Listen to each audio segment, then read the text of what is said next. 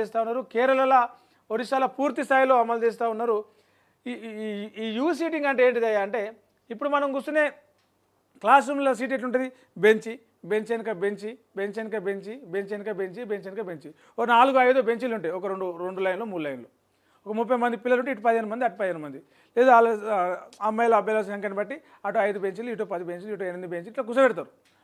అయితే ఫ్రంట్ బెంచ్లో కూర్చున్నోనికి black board మంచిగా కనబడుతుంది, సార్ మంచిగా కనబడతాడు, సార్ చెప్పేసి చక్కగా షోలకే పోతుంది, మన మైక్ పెట్టి ఊదినట్టే. సో ఫ్రంట్ బెంచ్కి మంచి మార్కులు వస్తాయి. మరి జర పొడుగున్నోని ఇంకా జర పొడుగున్నోని వెనక బెంచ్లు, ఇంకా జర పొడుగున్నోని వెనక బెంచ్లో కూర్చోబెడతారు. మరి ఆఖరి బెంచ్లో కూర్చున్నాడు జర డల్ ఉండనుకో, జర హుషారు లేడనుకో చదువులా, ఆ డల్లే పొడుగున్నంత మాత్రం వెనక కూర్చోబెట్టి డల్ ఉండని చెప్పేసి డల్ ఉన్నోడు ఇంకా డల్లే అవుతాడు. ఆ పాఠం ఆందాకపోదు, ఆ ధ్యాస ఆందాకపోదు, కాన్సన్ట్రేషన్ కూడా అంతాక ఉండదు. అట్లా బ్యాక్ బెంచ్ స్టూడెంట్స్ అని చెప్పేసి ఒక ఇది ఉండే. ఇప్పుడు మన సోషల్ మీడియాలో కూడా చూస్తే బ్యాక్ బెంచ్ బ్యాచ్ అని చెప్పేసి చాలా పేజీలు ఉంటాయి, మీమర్స్ ఉంటారు, బ్యాక్ బెంచ్లో కూర్చున్నాడు టాలెంట్ ఉంటాడు అని చెప్పేసి రకరకాల ఇది ఉంటాయి. అయితే ఆ బ్యాక్ బెంచ్లో ఇట్లా ఉండడం వల్ల, బ్యాక్ బెంచ్ స్టూడెంట్స్ అనే ఆ ముద్ర వేయడం వల్ల కొంతమంది ఏమంటారు మానసికంగా సున్నితంగా ఉండేవాళ్ళు, కొంతమంది వాళ్ళ ఇంపాక్ట్ పడుతుంది వాళ్ళ మీద. సో అట్లాంటి విధానాన్ని స్వస్తి చెప్పేందుకు యూ సీటింగ్ అంటే బెంచ్ వెనక బెంచ్ కాకుండా ఇట్లా యూ ఆకారంలో పిల్లల్ని క్లాస్ రూమ్లో కూర్చోబెట్టాలి. బ్లాక్ బోర్డ్ ఇక్కడ ఉంటే ఇట్లా వెనక బెంచ్ కాకుండా యూ షేప్లో పిల్లల్ని కూర్చోబెట్టాలి. అప్పుడు బ్యాక్ బెంచర్స్ అనేది ఉండదు. పిల్లలందరూ కూడా డైరెక్ట్ టీచర్కి ఐ కాంటాక్ట్ ఉంటుంది.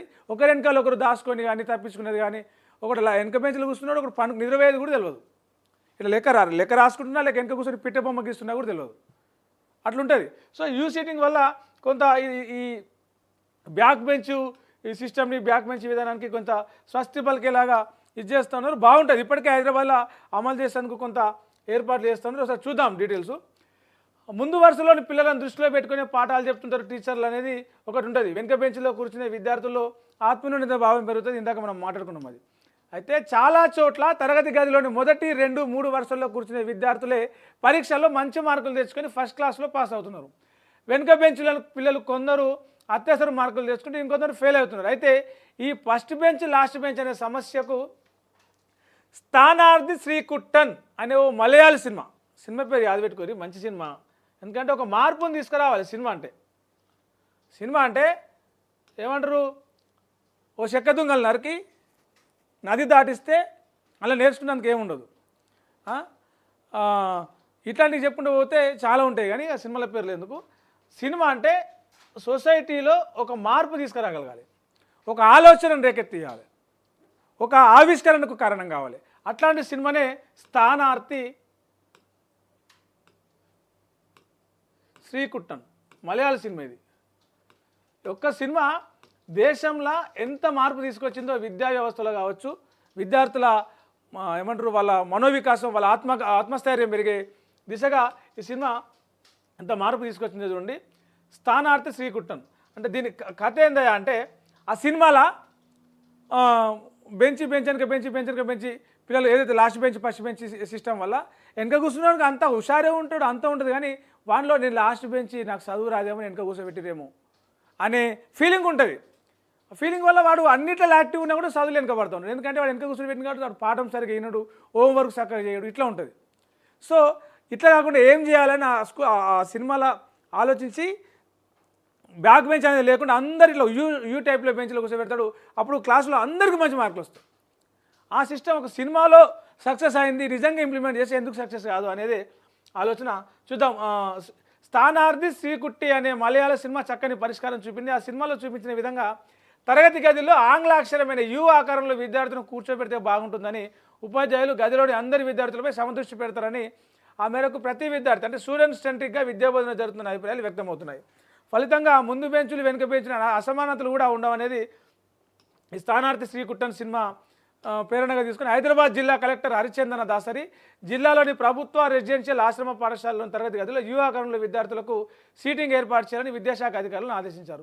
ఈ మేరకు 1వ తరగతి మొదలుకొని 10వ తరగతి దాకా అన్ని క్లాసుల్లో ఇదే విధానాన్ని అమలు చేయాలని సూచించారు. ఇటీవల సికింద్రాబాద్లోని బోయిన్పల్లిలోని గిరిజన ఆశ్రమ పాఠశాలను సందర్శించిన కలెక్టర్ అక్కడ తరగతి గదిలోని బెంచీలను చూసి వెంటనే యూ ఆకారంలోకి మార్పించారు. చూడండి ఎంత ముద్దు ఉందో ఇది.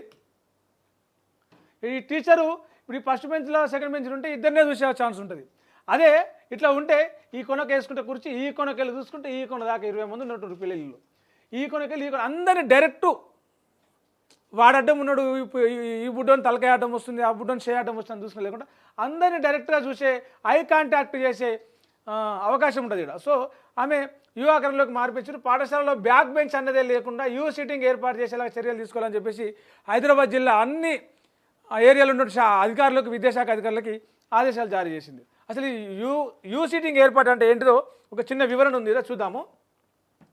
గదిలో బ్లాక్ బోర్డు ఉన్న వైపు మినహా మిగతా మూడు వైపులా గోడలకు తగిలేలా బల్లలు వేస్తారు. ఆ బెంచ్ల మీద పిల్లలు కూర్చుంటారు. ఇక గవర్నమెంట్ స్కూల్లో కావచ్చు, ప్రైవేట్ స్కూల్లో కావచ్చు, మనకు తెలిసిందే క్లాస్ రూమ్లో ఎట్లుంటుంది. యూ సిట్టింగ్ అంటే ఏంటంటే చెప్పినా కదా ఇందాక, బెంచ్ వెనక బెంచ్ కాకుండా యూ ఆకారంలో కూర్చుంటారు బెంచీలు. ఏమంటారు, రౌండ్ టేబుల్ సమావేశం అంటారు కదా, రౌండ్ టేబుల్ సమావేశంలాగా ఇట్లా ఉంటుంది. పిల్లలందరికీ కలిసేలాగా కూర్చోబెట్టి అట్లా వేయాలి. అట్లా వేయడం వల్ల టీచరు ప్రతి ఒక్క విద్యార్థికి డైరెక్టు ఇంకో వెనక ఉండడం అనేది లేకుండా డైరెక్ట్ కాంటాక్ట్ అయ్యేలాగా ఉంటుంది. దీనివల్ల చాలా ఉపయోగం ఉంటుందని చెప్పేసి అంటా ఉన్నారు. ఇప్పుడే కేరళ స్ఫూర్తిగా కొన్ని నెలల క్రితం కేరళలోని బడిలో యు ఆకారం సీటింగ్ వ్యవస్థను ప్రవేశపెట్టారు. కేరళ స్ఫూర్తిగా తీసుకొని ఒడిశా కూడా ఆ దిశగా అడుగులు వేసి పూర్తిగా తొలుత బెరహంపూర్లో మొదలుపెట్టి తర్వాత పూర్తిగా కేరళ, ఒడిశాలో పూర్తి స్థాయిలో యు ఆకారం సీటింగ్ చేస్తూ ఉన్నారు. ప్రస్తుతం అయితే పంజాబ్, తమిళనాడులో కూడా కొన్ని స్కూళ్ళలో ప్రయోగాత్మకంగా అమలు చేస్తూ ఉన్నారు. తరగతి గదిలో విద్యార్థుల మధ్య వివక్షకు తావుండకూడదు అనే సందేశాన్ని ఇచ్చేలాగా వచ్చినటువంటి స్థానార్థి శ్రీకుట్టన్ సినిమా ఆదర్శంగా తీసుకొని ఇది చేస్తూ ఉన్నారు. అయితే ఇది ఎంతవరకు అమలు చేసే ఛాన్స్ ఉంటుంది? ఒక మంచి ఆలోచన వచ్చింది, ఆలోచన మంచిదే, పద్ధతి మంచిదే, ఉపయోగం ఉంటుంది. వెనక బెంచ్ ముందు బెంచ్ అనేది ఉండదు. రకరకాల కారణాల వల్ల విద్యార్థులు చదువులో వెనుకబడుతుండొచ్చు. ఆర్థిక కారణాలు కావచ్చు, కుటుంబ కారణాలు కావచ్చు, ఆరోగ్య కారణాలు కావచ్చు, సామాజిక కారణాలు కావచ్చు, పేదరికం కావచ్చు, ఇంకేదైనా కావచ్చు. వీటి వల్ల విద్యార్థులు చదువులు వెనుకబడుతూ ఉంటారు. సో వెనుకబడుతున్నాను వెనుక కూర్చోబెడితే కాదు, వెనుకబడుతున్నాను ముందర కూర్చోబెట్టాలి. బాగా చదువుతున్నా వెనుక కూర్చోబెట్టాలి నిజంగా చెప్పాలంటే. లేదంటే అందరినీ సమానంగా కూర్చోబెట్టాలి. అదే ఈ యూ సిట్టింగ్ విధానం. మరి ఈ యూ సిట్టింగ్ విధానం తెలంగాణలో మన కాడ మాట్లాడుకుందాం, అమలు చేసేందుకు ఎంతవరకు వీలవుతుంది? ఆ తరగతి గదులలో అన్ని బెంచీలు ఉంటాయా? ఒక్కొక్క గవర్నమెంట్ స్కూల్లో 1300 మంది ఉన్నారు, 2000 మంది ఉన్నారు. నేను మొన్న స్కూల్ స్టార్ట్ అయిన క్రమంలో కొన్ని గ్రౌండ్ రిపోర్ట్లోకి పోతే కనిపించారు పిల్లలు కూర్చులు కూర్చొని ఎట్లా మన ఇరగగాసిన మాడి చెట్లు లెక్క ఎట్లుంటాయో తరగతి గది నిండా పిల్లలే. ఒక్క బెంచ్లో ఉన్న బెంచ్లో 10-15 బెంచ్లలో పక్కన కూర్చుంటే క్లాస్ నిండా మన పిల్లల కూడా లెక్క ఉంది. అట్లాంటిది ఆ బెంచ్లో 20 బెంచ్లు ఎట్లా యూ సిట్టింగ్ అవుతుంది? మన దగ్గర ఎట్లా అమలు అవుతుంది? ఎట్లా సాధ్యం అవుతుంది? ఆలోచన మంచిదే, చేస్తే బాగుంటుంది. ఆ యూ సిట్టింగ్ అమలు చేయాలంటే ముందుగాల తరగతి గది వైశాల్యం పెంచాలి, లైటింగ్ పెంచాలి, బోర్డు సైజు పెంచాలి, డయాస్ ఏదైతుంటే దాని సైజు పెంచాలి. ఇవన్నీ అంటే అమలు చేస్తాను కూడా కొన్ని సమస్యలు ఉంటాయి. ఎందుకంటే తరగతి గదిలో కొన్ని ఇప్పుడు చూస్తున్నాం చాలా స్కూళ్ళల్లో ఏమంటారు అడ్మిషన్లు అయిపోయినాయి లేవని చెప్తున్నారు గవర్నమెంట్ స్కూళ్ళలో. ఎందుకంటే అడ్మిషన్లు అవుతున్నాయి బాగా, దాంతోపాటు సమస్యలు కూడా ఉన్నాయి. ఎంతవరకు అమలు అవుతుంది? యూ టైప్ సీటింగ్ విధానం బాగానే ఉన్న హైదరాబాద్ జిల్లాలోని ప్రభుత్వ పాఠశాలలో, హైదరాబాద్ జిల్లాలో కాదు తెలంగాణ మొత్తంలో సాధ్యమయ్యే పని అనే సందేహాలు వ్యక్తమవుతున్నాయి. విశాలంగా ఉండే తరగతి గదుల్లో బెంచీలు యూ ఆకారంలో ఏర్పాటు చేసుకునేందుకు ఇబ్బంది ఉండదు. మరి చిన్నపాటి గదులుంటే, తరగతి గదులు ఇరుక్కుంటే కష్టం, విద్యార్థులు ఎక్కువ మంది ఉంటే కష్టం. సో విద్యార్థులు ఎక్కువ మంది ఉన్నప్పుడు తరగతి గదులు పెంచాలి. ఒకవేళ విద్యార్థులు లిమిట్గా ఉండి తరగతి గదులు ఇరుక్కుంటే ఇరుకు సైజులు పెంచాలి, సెక్షన్లు ఇవ్వాలి, ఎక్కువ తరగతి గదులు అవసరమైతే. ఇప్పటికే ఒక క్లాస్లో 60, 70, 80 మందిని కూర్చోబెడతారు. మీరు కావాలంటే రారు చూపిస్తారు నాతో పాటు. ఒకటి కాదు 10 స్కూళ్ళు చూపిస్తారు ఒకటే రోజులో. ఒక్క స్కూల్లో 70, 80, 100 మంది కూర్చుంటే క్లాస్ కూడా ఉన్నాయి, గవర్నమెంట్ స్కూళ్ళలో ఉన్నాయి. అలా యూ షేప్లో సీటింగ్ ఎట్లా సాధ్యమవుతుంది? మంచి ఆలోచన, మంచిగా ఉపయోగపడుతుంది, మార్పు వస్తుంది, ఫలితం ఉంటుంది. కానీ సాధ్యం అయ్యే పని కూడా సాధ్యం అయ్యేలాగా చేయొచ్చు. తరగతి గదులు పెంచవచ్చు, తరగతి గది వైశాల్యం పెంచవచ్చు, పిల్లలను సెక్షన్లు చేసి ఇది చేయాలి. సో అమలు చేస్తే బాగుంటుంది. దాంతోపాటు దానికి వచ్చే ఇబ్బందులను, సమస్యలు లేకుండా చేసి అమలు చేసే ఆలోచన చేస్తే బాగుంటుంది. ఇది ఇట్లా ఉంటే ఒక మహాత్ముడు, ఒక పుణ్యాత్ముడు, ఒక కష్టజీవి, ఒక శ్రమజీవి, ఆయనకు రోజుకొక పుల్లదండేసి కొబ్బరికాయ కొట్టి ఊదిబత్తులు ముట్టించినా తక్కువనే. ఎందుకంటే అంత పని